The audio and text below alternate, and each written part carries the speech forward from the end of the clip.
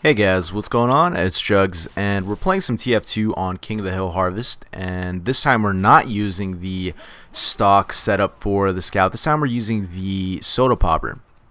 And you guys know me, I typically run with the vanilla setup, but this time I figured, you know what, I think I understand this game well enough to be able to diverge from the vanilla loadout, and I just pretty much told myself, okay, I'm good enough at this game. The only reason I never used any other setup than the scattergun is because I wanted to learn the game.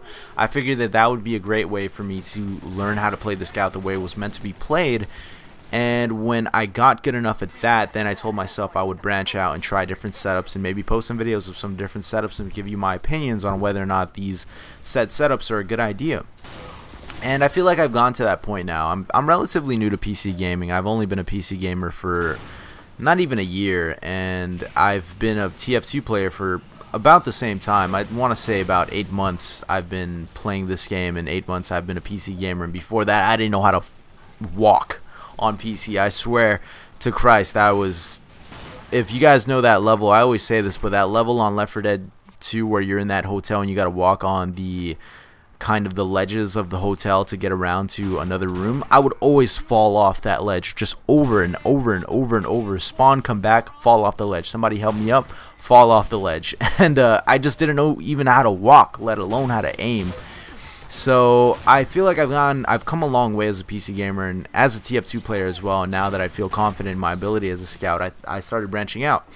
And, you know, obviously the soda popper has been out for a very long time. This isn't exactly going to be, you know, in before all the soda popper commentaries. But I figured I'd share my opinions on the gun with you guys anyways. And kind of give you guys my opinion on the weapon so that you have some kind of backdrop to my use of the gun when you see it later on in live commentaries or in other forms of commentaries where I'm not going to be talking about the gun. I just figured, you know what, let me set this foundation and we'll go about our way.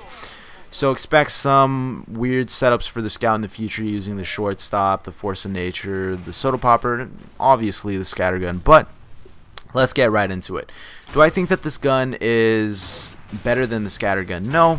I honestly think this is the worst option of all the scouts shotguns that you can possibly use. And when I see people call people noobs for using the soda popper, it doesn't really, I always thought that the soda popper was easy mode, and that's why I never really gave it a shot, because I don't like being called cheap and I like to earn my kills and etc etc. So I never really gave it a shot. I never called anybody a noob for using the soda popper because I never gave it a shot myself to be able to pass that judgment.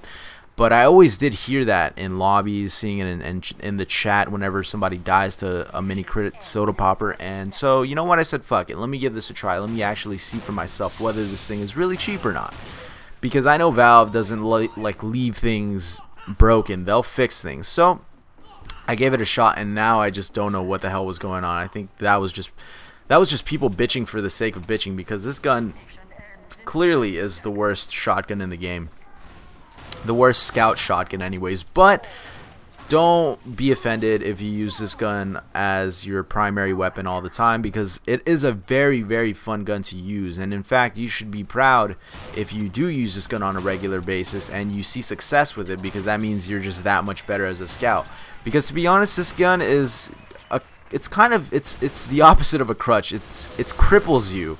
It doesn't help, it cripples your game by exaggerating the necessities of the scout, meaning you have to run away more often. You have to really, really limit your confrontations more often, because you only have 2 shots to give and your damage isn't even that high with mini crits. I think the top damage you can do with mini crits is 145 with this gun, and with the scattergun, that's what, 3 shots with the scattergun will easily do more damage than 290.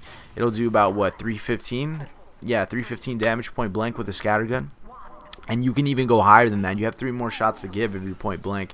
And so I feel like the damage output on most of the other guns is going to be higher than this gun. And, you know, obviously with the exception of the force of nature, but that does another effect where it pushes the enemy back. So that has a different dynamic to it. But and as far as the damage output goes, I feel like the shortstop, the scattergun are better options for that if you want to kill people quickly. And that's really the only reason that you would use a shortstop, for the mini crit damage. And never mind when you're not on mini crits, because you're going to be doing as much damage as a force of nature, and obviously without the benefits of pushing people back, and you're going to be doing a lot less damage than the shortstop or the scattergun. And so it obviously promotes the use of limiting your confrontations and running away, and that's a good thing. That teaches you how to play the scout that much more effectively. It teaches you how to be accurate, because you don't want to miss a shot, because you need to make those 2 shots count, because you only have 2 shots to give. And it really teaches you how to stay mobile, because you want to build that hype meter, and so you're always moving left to right, strafing constantly. Even when you're idling around doing nothing, you're always staying mobile, and that's something that you always have to do as a scout, because if you're not moving as a scout, you're pretty much a scout with a death wish. You're going to get backstabbed, you're going to get sniped, you're going to get direct hitted, you're going to get splashed with a rocket launcher or demo spam, whatever. You're going to die. And that's really the biggest strength of the scout, is his mobility, and take that away and you have nothing. And so, you know, obviously I'm sure there are other traits that this gun promotes, but off the top of my head right now, as I'm doing this commentary, I can't think of it. But essentially what I'm saying is that this gun is like training in the Dragon Ball Z gravity chamber. It's hard to do, but once you get used to it and you start doing reasonably well, and you're pretty successful training in the gravity chamber, and you get out and you land on planet Namek, and you see the Ginyu Force for the first time, they're going to be wondering why the fuck you're so powerful, and Captain Ginyu is going to want to body swap with you in order to be as powerful as you are, but he's not going to have that skill set with obviously the soda popper. And that's the same thing with TF2, is that if you use this gun and you rely on this gun, and then you switch to something that's better, like the shortstop or the scatter gun, you're a beast. You're a beast alone for being able to use this gun and rape face with it, because to be honest, I really feel like you're gimping yourself with this gun. But it's very fun to use, a very fun gun. Who doesn't want to kill people with a brightly glowing soda gun? That is freaking badass, and that's exactly what the scout is all about, is just ridiculous, over the top, you know, energy drink weapons. And that's something that I like to see, especially if you have a bonk helmet. It goes really well with your fashion sense in TF2, and that's another pro for this gun. But that's my opinion on the gun. Kudos to you bros out there that use the soda popper. You guys are monsters. And thanks for watching. Like and favorite the video if you really enjoyed, and I will catch you guys later. Peace out. This has been Jugs.